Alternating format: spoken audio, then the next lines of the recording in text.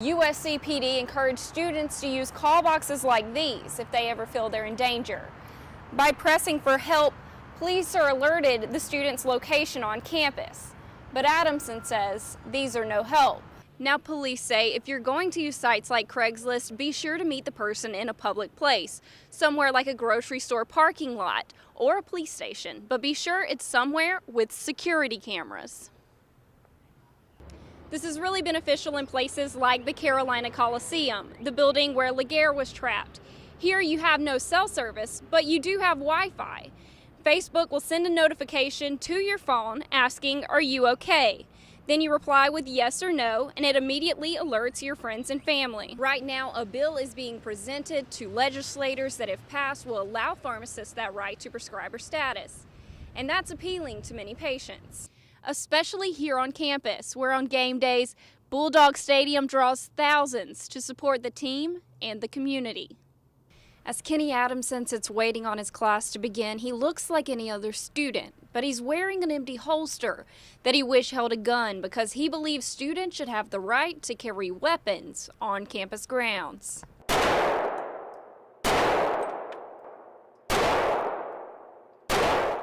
Guns are a big part of Adamson's life, and shooting is a hobby that he takes very seriously.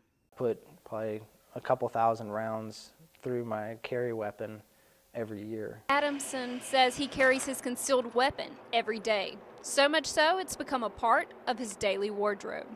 Just become, part of me. Every time I get dressed in the morning, get on, put my clothes on, and put my gun on.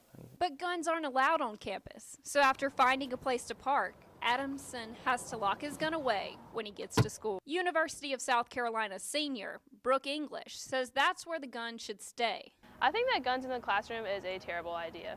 This is an issue that's very important to Brooke because she is a victim of gun violence. At a party her freshman year, a fellow student pulled a gun on her. Being that close to a gun, it was just a very traumatic experience for me, and I hope that I never have to be put in that situation ever again. She escaped uninjured, but it's something that is always in the back of her mind. USC PD encouraged students to use call boxes like these if they ever feel they're in danger. By pressing for help, police are alerted the student's location on campus.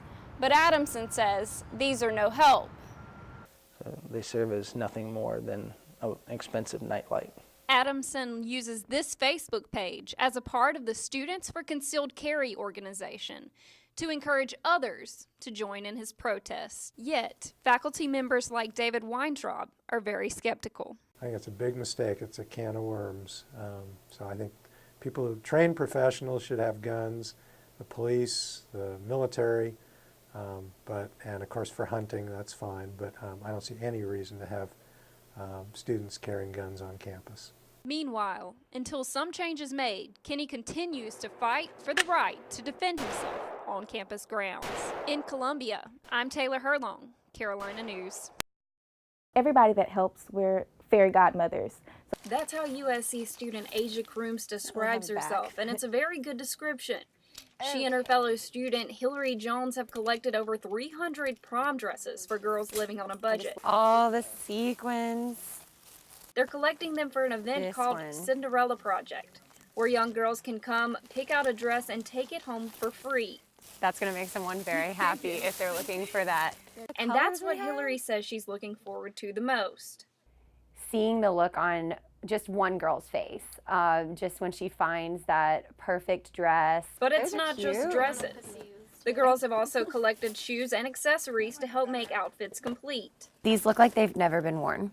The big event takes place tomorrow, and the South Carolina Bar says they're excited to sponsor it. If you remember your prom for, the rest of your life, and so just to be able to be a part of making that memory is really heartwarming. A total of 800 dresses have been collected with the hopes that each girl can find that special one that makes her feel like Cinderella. Princess. This is the princess dress. That is true. Right? Taylor Herlong, Carolina News. A ball gown.